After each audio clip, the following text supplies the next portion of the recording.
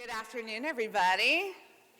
Welcome to our That's What Teens Say, Spring 2020.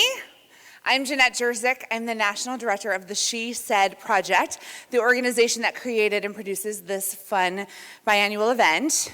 Hello, friends. I'm so happy to see so many of you here. I want to thank you guys for allowing us to enjoy the company of these amazing young people. They all met together on Friday night. Complete strangers, not knowing each other, and not really knowing what they were about to get themselves into.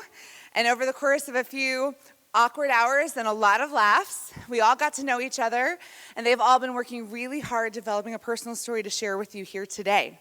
I really want to thank our presenting sponsor, the Rock Counseling Group, for making today possible. You guys are awesome. We appreciate you. And we're really excited because they brought in a special guest speaker to join our girls yesterday, and we had a beautiful conversation about mental health, which is such an important topic. And we believe that the work that we do at That's What Teens Say, allowing these young people to express themselves at this age and to share a piece of their life's journey, is really part of that mental health component to growing up and to being a teen in this world. So here's the thing. These girls have been working all weekend. I know when you come to a theatrical show or production, usually you wait to the end to give the big applause and the standing ovation. But they've been working so hard all weekend long. This show, this is just the icing on the cake, okay? So when they come out here, I want you all to stand up and cheer them on and celebrate all the work they've already done. So please join me in welcoming your 2022 That's What Teens Say speakers. Woo!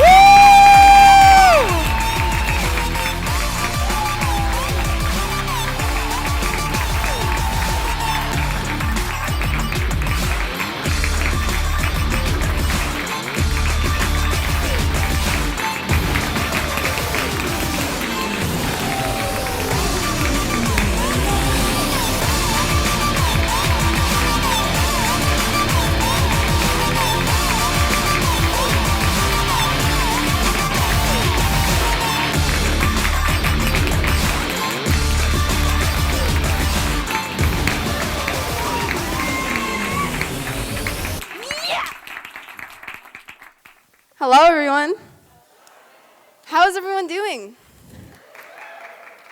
So before I start my speech, I would like to say thank you to Jenette and everyone who made this a part of a thing, because it was so great to meet all of these people, and it was a great opportunity to be invited in and to do this.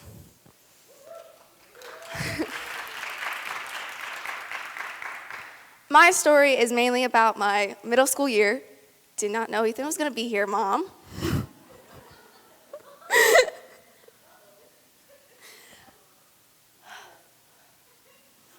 sorry.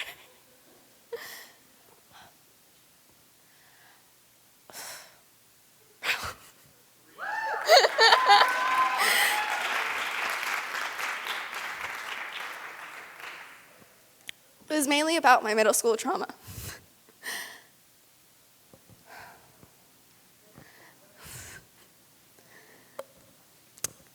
As I walk into the door, a new classroom awaited me, in a new year, middle school, 5th grade. I was excited as I can always be to have a fun day, but something felt off. I had always been used to my crazy hair and wonky outfits, and being as loud and outgoing as I was. But that day, I felt that I should stay quiet. That all the eyes were on me, just as they are now. As I look around, I saw people with new haircuts and clothes. I was surprised but glad for them. But as the days went by, things started to change. I would notice how people would look at me or gave me a look. How they wouldn't be afraid to express how I should change my look, or asked why my arms were so hairy, and how I was so loud but not so smart. My classmates would start to get annoyed by the way I was or how I would act. They would just yell at me in general about anything. I was always stunned when it happened, but I would shake it off. Till my teacher would back them up. or sometimes yell at me too, because I want to get my work done. And that I should have asked for help, but last time I did, she would yell at me, "I just showed you this on the board." It made me get discouraged and even more confused during class, so that I would just sit and stare at the paper for hours on end till the next lesson or till someone would show me how to do it, even though it wasn't always in the nicest of words. On the playground, I would want to play with them, but the boys would just stare at me and tell me why I wouldn't be good enough at playing the game, or that I should just leave it to the boys to play on their own.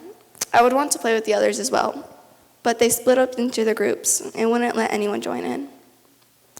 I would start getting called weird or even a freak. Then 6th grade came. That's when I stopped eating lunch. I wouldn't have the energy to make my own in the morning. And the school food really wasn't the best. Still isn't. I've always been a picky eater and still am. But then I was the quiet kid, even though no one had noticed. They knew I was there, but never talked to me. I was always decent with my grades, C's, B's, and decently A's. I was always passing, but I started to be more aware of my body. I would wear long pants 24/7, always black leggings. I was glad Mom bought them for me, though. Those were what I lived in, and a t-shirt, because I didn't really have hoodies much. I do now. That year, I started a new sport. A girl I knew talked me into playing volleyball, the same person who also talked me into playing basketball my 7th grade year. It was fun, but also stressful, because I didn't know how to play, and I was in one of the main positions. But I dealt with it and learned to deal with it, and try to have fun. But school was still bad. PE was the worst, because most of my class was athletic, 24, and only 5 of us didn't play sports. The boys were always mad when someone would mess up or lose the game. They would yell at us, "Do better," or "Why do you suck at this?" I would be blamed for so much. It would continue day after day, and even the teachers noticed. They wouldn't be able to calm us down. We were a chaotic class. I wasn't the only one being yelled at. It was all the girls. Now, I would be competitive from time to time, but I'm not the strongest or the best at things, so I would shake it off. I wouldn't care, but everyone else did. The boys would start saying I couldn't do certain things, like beat them in a race or win against them in a game, till I did. And I would beat them until I didn't. That's when they started picking on me. The funny thing was, I would win, but then that didn't change anything.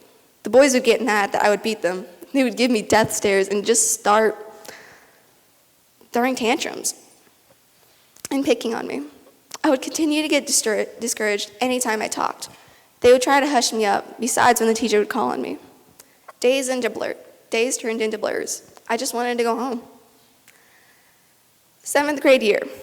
That year gave me courage to start working harder on being me and to make an effort to make meals.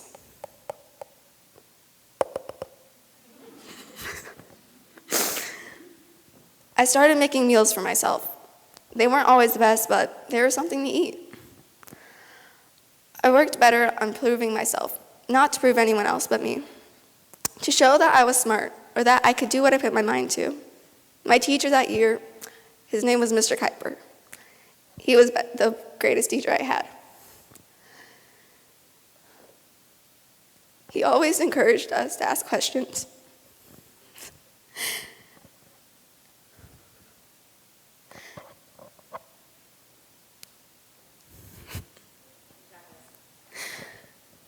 And would repeat things millions of times. I started to do better in school and gained the confidence to talk. Thank you. Bro, she had us prepared. I'm so glad. Oopsies. I gained the confidence to talk again, and I made an effort to start talking to my friends. What kept me going was what I loved to do, and like volleyball, and taking time to take time to care for myself, and my family kept me going. For the rest of the year, I continued to go up and down, but I got closer to my friends. And I started building my life by always being busy and not home. I still am busy. Towards the end of the year, I started thinking about how I needed to start loving my body and who I was. That being a woman is hard. It's hard to be you in general, but I can get through it. So that summer, I started to put more effort to me in building friendships and doing things I love. By then, 8th grade year had already started, and I could not believe it. In a blink of an eye, I had come so far. But I knew my journey wasn't over yet. And I was proud of getting this far. And I decided to work to make my 8th grade year the best that it could. Not to mention that COVID was still there. 2019 and 2020 is when I graduated. There were still ups and downs in my class, but each time I took a deep breath and kept moving. I stayed focused in school. I started getting better in sports. I was even glad to go to school. I am still finding myself to this day, from being 10 to 15. I was proud of what I've accomplished, and I want others to know that life is tough, and we will fall down sometimes. But you need to know that one day, you will find the strength to get up and keep going. You'll realize that one day you'll be walking and realize how far you've come, and know that someone is proud of you.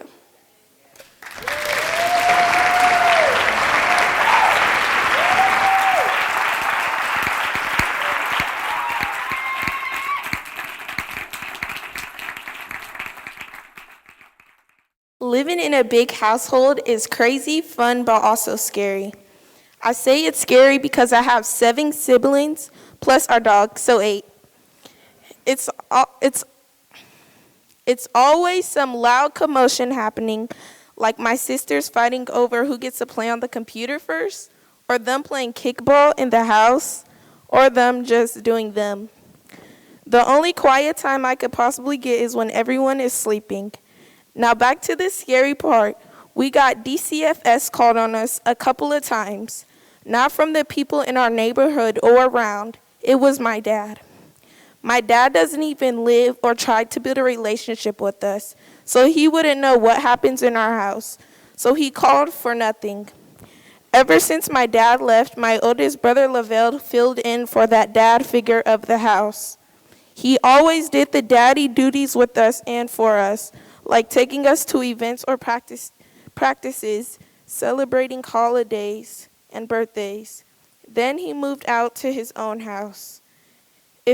If he was never there to fill in that dad figure, I would never have been able to see how it would feel to have a dad at this age of mine. My mom raised me to be very independent, to go after my dreams, and to speak out. My mom is the most independent woman I've met. She's always has so many good ideas by starting up new things and trying new things. It shows me I don't always need to rely on others to be there for me, and I can do anything I set my mind to. My mom is a great mom because she's always there when I need her, which is really amazing. And when we're in scary situations, she's always there to keep us calm and in check.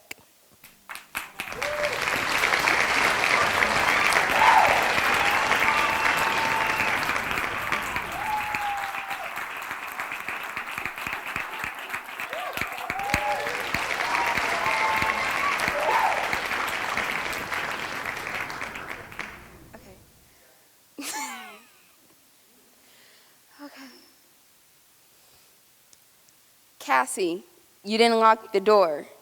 I was confused. I swear I did lock the door. My mom pushed the door open to prove to me that I didn't. I had stared at the keys in my hand. I was so confused. I was supposed to lock the door, so why didn't I? That was my first real experience with epilepsy. I didn't know what that was at the time. A few months later, my mom took me to the doctor for an official diagnosis. She had told us that I might have epilepsy and for us to be on the lookout. I was supposed to fly out the next week to see my dad. We had just hoped that he would actually listen and watch out for me. It was 5 days after my 14th birthday. The day was July 30th. I never expected for it to happen. I was asleep. My dad had said he had checked on me and my baby sister and had looked like I was having a nightmare, had woken up with a bleeding neck, a blister on my tongue, a sore jaw, and wet sheets. I felt so embarrassed because my little sister was following me around as I was cleaning up the mess, and I didn't want her to think that I was weak. My grandma was visiting us for my birthday, and she was forcing me to eat, and she was the one genuinely concerned for me. My dad, the person who was supposed to make sure I was fine and healthy and okay, forced me to call my mom and tell her that I was okay. I wasn't okay. I wasn't fine. I was hurt, confused, and scared. 2 weeks later, August 13th, was when I had my second seizure, and my little sister saw me have it. She had called out to me, "Cassie, Cassie, what are you doing?" She had told me she was scared and called out for me as I backed up in a daze and hit her dresser and fell down. My stepmom went to deal with my baby sister while my younger sister and my dad were helping me. He had put his fingers in my mouth to stop me from swallowing my tongue, which is a misconception, and had kept me on my back. He didn't listen to a single thing my mom had said. He hadn't cared enough. I felt so bad for my sister because she never knew that I had epilepsy or to watch out. All she was trying to say goodbye to me and wish me a good flight. Next thing I know, I'm waking up in a hospital at 9 a.m. in Jacksonville, Florida, and not at home in Illinois with my mom. I don't remember much after that, just hearing that my mom was flying down the next day to come pick me up. She was insanely mad at my dad when they saw each other and chewed him out and said that he should have been watching me. He had some excuse of thinking she was just overreacting. And looking back, it hurt to think that he thought we were just joking around. And I know for a fact he would still say that. My third and final major seizure was August 24th of the same year, 2018. I had only been home for 10 days. School had just started. I was so scared. I just woke up from my nap. My mom was crying. My grandparents were rushing to my house at the same time as the paramedics. There was too much happening. I just wanted to go back to sleep and not worrying about what happened. The last 4 weeks had been so scary. Throughout the past 4 years of high school, I've had these small space-out seizures and have been on a lot of different medication. That, unfortunately, makes my memory of freshman and sophomore year pretty spotty. Junior year, I could tell I was close to having another seizure, but I am oddly thankful that it turned out to be a panic attack instead. We found out that same year that the seizures were anxiety-induced, and I was put on 2 different antidepressants, and they do stop the seizures. The unfortunate consequence of epilepsy is the anxiety and depression that comes with it. No one ever warned me about that part. I wasn't used to it. I was used to being a confident person who spoke her mind and who didn't care about what was happening, kind of ditzy. But now I had to deal with all of these spiraling thoughts and all of these random negative thoughts coming towards me out of nowhere that I never had. My mom told me recently that she had felt useless because she felt like all she could do was watch me suffer in silence. And just recently, as of a couple months ago, we both worked up the courage to get me into therapy, and now I've been doing better. I'm really thankful for her because She raised me to be a strong woman that I am now, and she has helped me persevere throughout this entire thing. Because to be honest, I don't think that I would be doing as good as I am right now without her. So I'm really thankful for her. And so we shouldn't be afraid to talk about any of these subjects, because even though they're scary, they are a part of this insane world. And okay. I got it. And honestly, like, a lot of people have anxiety in different variations and levels, and depression as well. And epilepsy takes form, and it's surprising, but 4% of the complete world's population has it. So this shouldn't be something taboo, and people should not be, yes, you should be worried when someone says they have it, but they shouldn't treat somebody with it as weak, because we are strong people, because we persevere through it, and we take each seizure in any form with, I'm not going to say grace, but I'm not going to say grace because it's not graceful. It's not graceful if you've seen it. But we take it with stride, and we continue our lives just as normal. And so it sounds weird to say, but I'm proud to be able to, oh my God, it sounds so bad. I'm proud to be able to experience this, because it's now allowing me to figure out who I am as a person. It's just a new chapter, and it's weird. Yeah.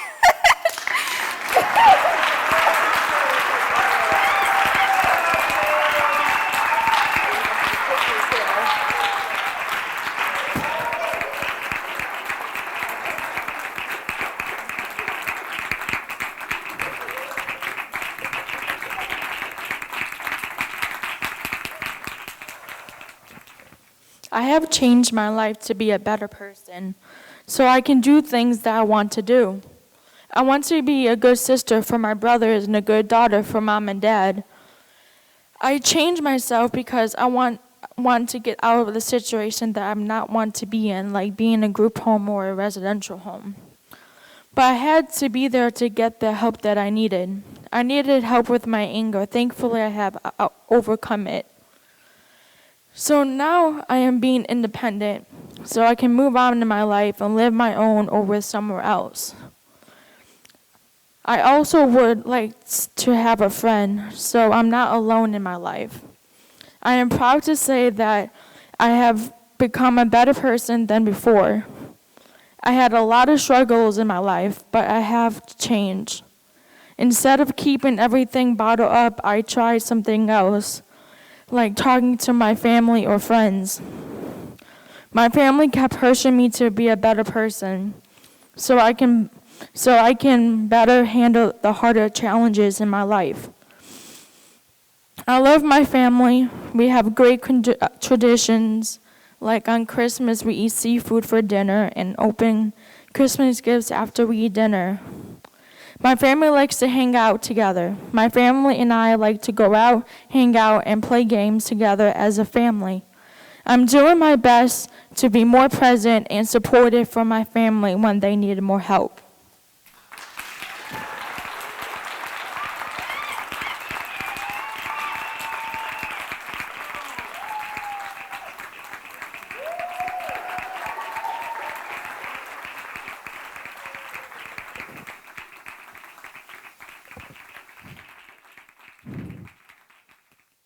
Work. My mom is always working all the time. When someone asks, "Where's your mom?" the answer is, "Work. She just went to work," or "She's on her way home from work." So ever since I was a kid, I learned that when I got older, I didn't have to ask for anything. I could just work for it.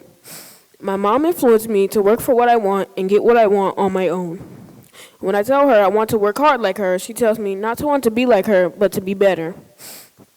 I'm still in school, which is my form of work right now, but I definitely plan to work outside of school when I'm old enough. My mom inspired my dream to always have a good job and support myself. I think I'll be able to get a job next summer. It'll probably be some sort of retail or whatever I can get. I can see myself as an entrepreneur. I would love to have my own cosmetology business. This summer, I plan to start practicing on my cousins. They just don't know it yet. I know that to be a successful entrepreneur, I have to believe in myself. Something I learned from my mom is that I am enough. I don't always believe it, but I'm trying. I'm amazed that my mom doesn't care what people think of her. So I am trying to get to that point right now. I think about it all the time. I don't want people to say or think anything about me, so I stay quiet and keep to myself. But I know if I want to be successful, then I need to be more like her, so I can be 100% happy. I imagine what it would be like to be more confident, to have more friends, but I know opening myself up to people also makes me more open to their judgment, so I stay quiet. School is a challenge. I focus more on what people think of me than my schoolwork. But I learned from my mom to stop caring and get what I want and find my own happiness and to not care about others' opinions and to take care of me.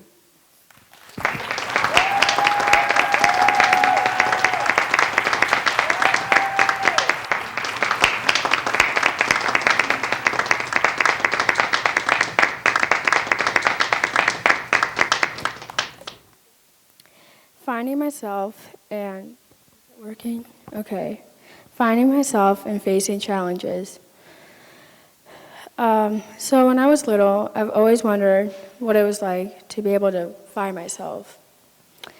I've always had problems wondering if I was just that kid with issues. I've self-harmed a couple of times and also had suicidal thoughts. I've tried to commit suicide a couple of times, but to only find out that all my failures and mental problems don't define who I am in the inside. I now discover to love myself with unconditional care and love. I'm telling you that everyone deals with a lot of roller coasters. I've been to a bunch of hospital placements to help my depression and anxiety. And when I was there, I saw a bunch of lost souls out there that need people to look up to. A lot of times, you will struggle a lot mentally and physically if you don't get help. And there will be thoughts that will constantly be dragging you down and constantly telling you that you're not enough, and you just gotta fight it. When you face challenges that make you feel overwhelmed, you need to remind yourself, keep fighting. You're almost there.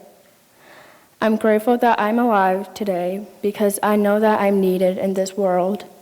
I believe that everyone can move on from their past. Another thing is that to love yourself, you got to step up for yourself and explore what you love. I know life is too short for people to tell you you're not enough, or when you're so busy trying to impress people, you just start feeling exhausted. I'll tell you a little bit of my life. I was bullied for a long time. My mother gave me up for the best, I guess. And I was adopted to a family that I'm struggling to get along with. I've been questioning my faith. I lost sight of myself. But when I first came to US, I started going to therapies for years, and some didn't work, and there was just so much going on. I discovered why it didn't work, because I was expecting the therapist to fix me, to change what was wrong with me. I discovered that I had to accept that I'm different than a lot of people. I've always wanted to be normal, to have a perfect life. But in case if you haven't noticed, normal doesn't exist. It's a stereotype that society created. That you have to be skinny and this beautiful, tall person, but it's actually false. The world tells us to be a certain person and to just be that person, to be someone you're not. But I later decided to be my own person and do things that not everyone does, and just trying to be more creative. That's the end of my story. Thank you.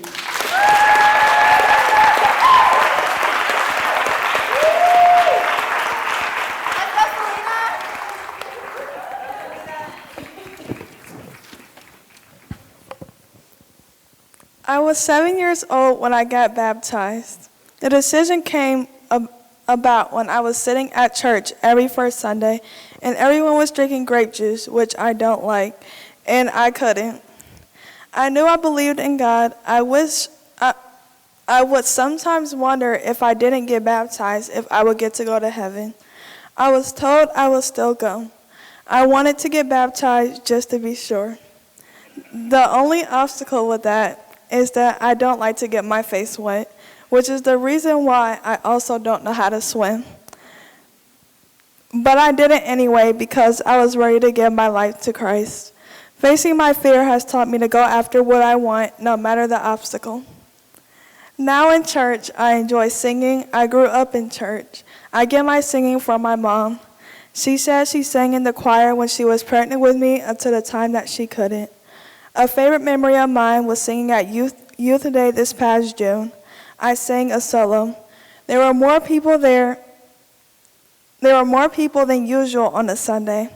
I was glad so many people came out to support the youth. I was also glad my brother from Atlanta was there to see me perform. Outside the church, I enjoy singing and songwriting. My mom sometimes tells me, "You don't have to sing every song on the radio." I've always liked to sing. Singing helps me a lot. When I'm sad, mad, or I'm just fine, I listen to music. But every time I listen to music, I can't help but to sing.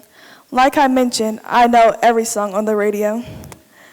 R&B is calling for me to listen to. Some of my favorite R&B artists are Queen Naija and her. I know lots of old school music, which I get from my dad.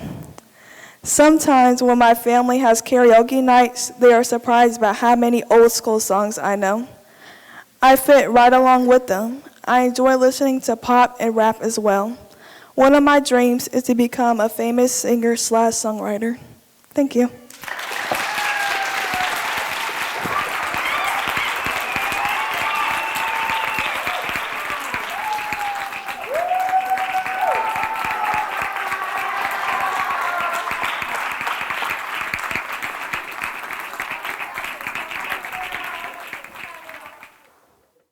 When I was 6, me and my siblings were put in foster care.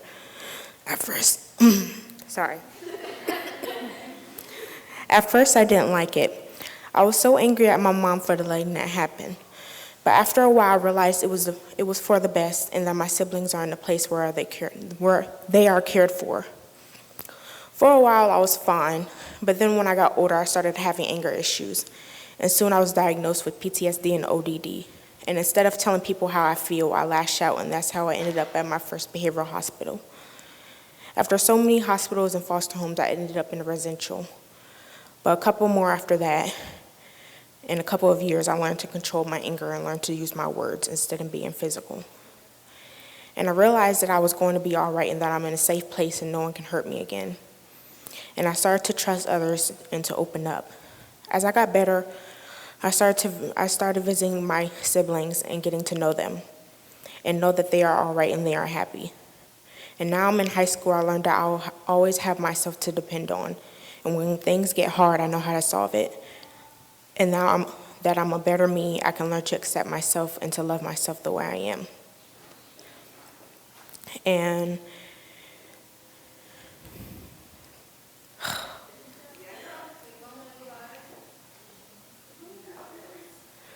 so the way I express myself is by using art. And so I didn't really tell people much about this, but there's an art piece that speaks to me. So it's made by Alfie Bradley when he made 100,000 knives into a shape of an angel to stop violence around the world. And it stood out to me because he tried to make a difference in the world through his own to express himself, which is art.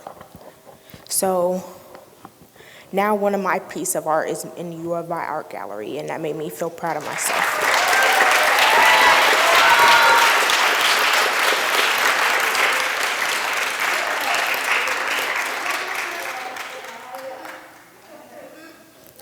So when I make art, it helps me tell my story without actually telling it. And now I want to tell people that they can use art and it can be anything they want it to be. And so they can tell their story. Thank you.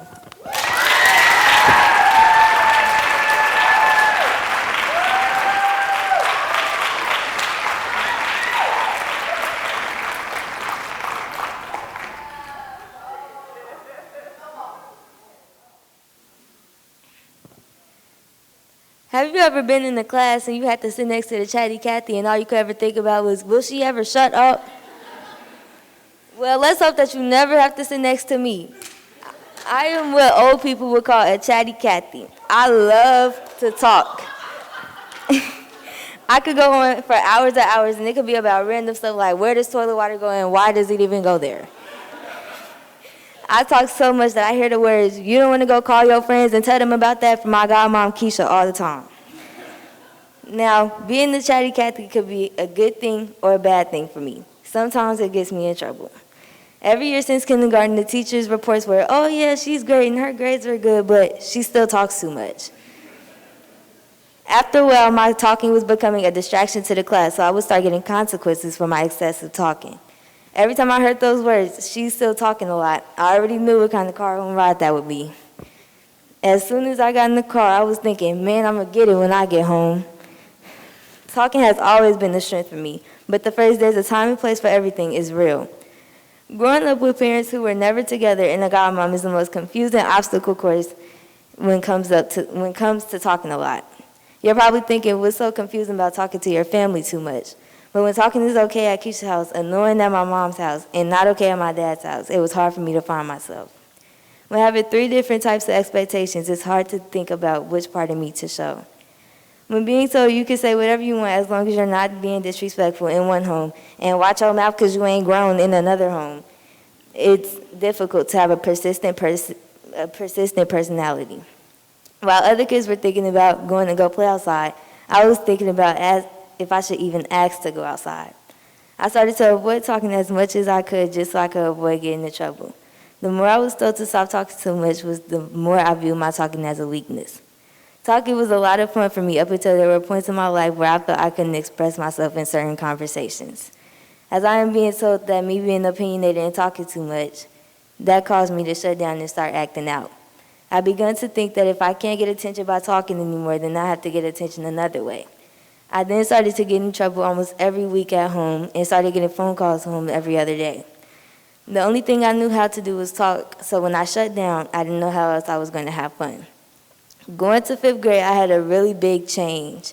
I moved with my godmom. She taught me a lot of things and she explained a lot of things to me. And she even answered all my questions, even the random ones about the toilet water. Mainly, she allowed me to talk a lot. She gave me the experiences, lessons, and attention I needed. Because of her, I am not afraid of myself or afraid of my talking. Because of her, I now know that it is okay to be different and that it takes a lot to be different. Because of her, I am now confident and I see my talking as a strength. Because of her, I see my talking as a tool and as power for me to advocate for myself. But because of her, I am me, and me is a chatty Cathy.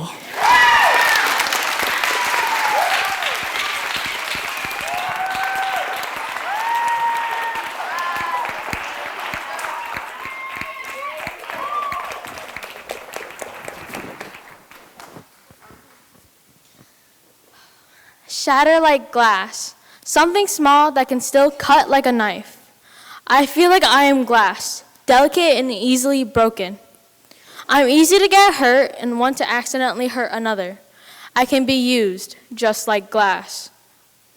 I can be a tool, a piece of decoration, or I can mean absolutely nothing to you. That's not what I want to be, though. I want to be strong like stone and illuminate a room like a crystal. Even as stone, I still want to be delicate like a feather. Someday, I want to stop affecting my relationships with people in negative ways and rather in a positive way. Even if I do end up breaking or cracking, that doesn't mean I can't be fixed. Like stone, even if I get cut into, there will always be something beautiful and unexpected inside, something that will help me shine even brighter. In the end, I am not an object, nor do I want to be considered one.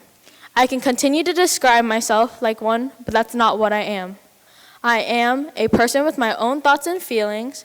I am a person that will make mistakes, ones that I will learn from. I am not a perfect person. Others may think I am, but no one in the world is actually perfect. There is no definition of perfect when it is compared with a person, because it all comes down to opinions and beliefs. I'm still young and growing. There won't ever be a time in my life where I stop. Growing can happen in many different ways, and nothing can stop that. I will continue to age, but that won't stop me from being myself. I'm almost 15 with a life ahead of me that still needs to be unraveled.